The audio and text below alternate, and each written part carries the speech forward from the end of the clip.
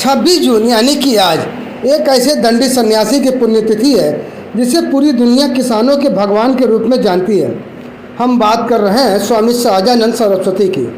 ठीक 70 साल पहले आज के दिन ही बिहार के मुजफ्फरपुर में स्वामी जी का महाप्रयाण हुआ था। इन 7 दशकों में देश दुनिया कहाँ से कहाँ चली गई, लेकिन जिन किसानों की खुशहाली और शोषण से मुक्ति के लिए स्वामी सहजानंद ने जीवन के आखिरी सांस तक संघर्ष किया, उनकी हालत दिन ब दिन बदतर होती गई। आज किसानों की बात तो खूब होती है, लेकिन उनके हक और अधिकार को लेकर आवाज़ उठाने वाला नेता दूर दूर तक नहीं दिखता है। ऐसी स्थिति में स्वामी सहजानंद सरस्वती की कमी अगर आज अखरती है, उनकी याद बरबस ही आ जाती है। आज उनकी पुण्यतिथि के अवसर पर उनके जन्मस्थली देवा गांव में एक कार्यक्रम का आयोजन किया गया, जिसके मुख्य अतिथि वाराणसी के राजगुरु मठ के महंत स्वामी अनंतानंद सरस्वती रहे, जिन्होंने स्वामी सहजानंद के मूर्ति पर माल्यार्पण कर उनके जीवन पर प्रकाश डाला और बताया उन्होंने आज़ादी की लड़ाई और किसानों की लड़ाई में इस तरह से अपना योगदान किया।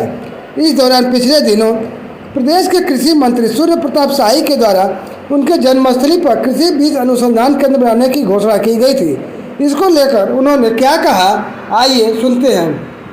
सहजानंद सरस्वती जगत गुरु जी भगवान कवि शंकराचार्य परंपरा के आज़ादी के आंदोलन के समय के शंकराचार्य पद प्रतिष्ठित होते हुए भी एक सन्यासी के नाते और भारत माता के आज़ादी के लिए जो उन्होंने संघर्ष किया है, निश्चित मानिए उस संघर्ष के फलीभूत हमारे प्रधानमंत्री के द्वारा जो आज़ादी का अमृत महोत्सव मनाया जा रहा है, 1 वर्ष ये जो इस वर्ष पूर्ण होगा, उसमें जो आज पुण्यतिथि के निमित्त कार्यक्रम किया गया वह अद्भुत और अवर्णनीय है।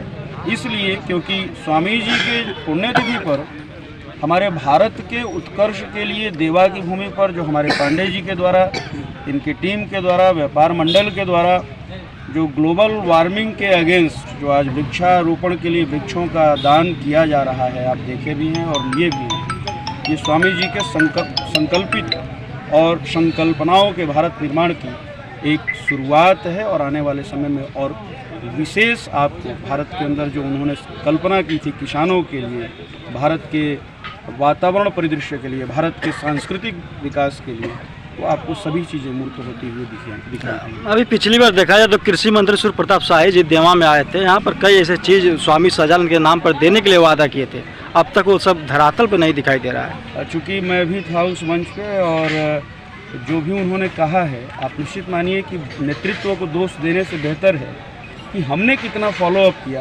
क्या आप मुझे बता सकते हैं? आप पत्रकार हैं, आप पत्रकारों ने अगर इन बिटवीन 1 ईयर्स या 2 ईयर्स जब भी उन्होंने घोषणा की थी, क्या आपने कभी इस विषय को लिखा कि सूर्य प्रताप शाही जी ने ये घोषणा की थी और देवा में वो कार्य हुआ या नहीं हुआ?